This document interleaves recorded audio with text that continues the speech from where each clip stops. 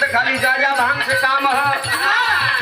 एक दिन बनना बनना गौड़ा पार्वती जी गुस्सिया आ गई। भगवान भोलेनाथ गईलन देखल समय कि भाई बात गड़बड़ है का। जाके कहतलन कि ए गौड़ा कहलिन कि ए भाई अच्छा तो वहरे जा हम तो से बोलम बोलम नहीं। भगवान भोलेनाथ का मामला गड़बड़ है लेकिन आदमी भी औरत के मनाओ के कई ठे उपाय जानल।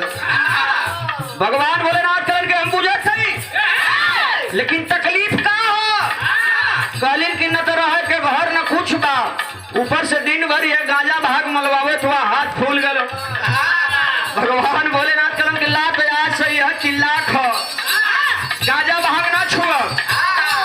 गौड़ा पार्वती जी करी तो रोज के नौटंकी है लेकिन भगवान भोलेनाथ मनावत हो। कैसे मनावत हो?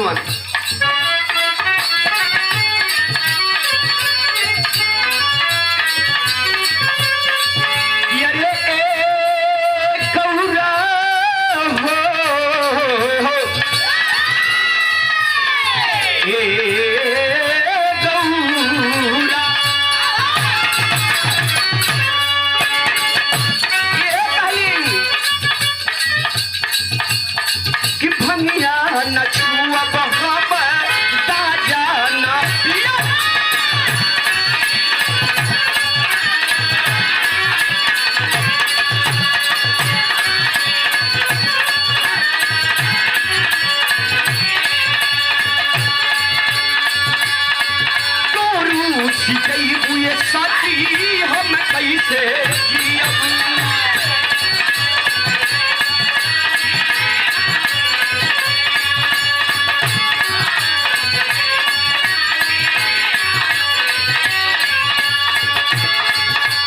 ये देखें दूसरा पुरस्कार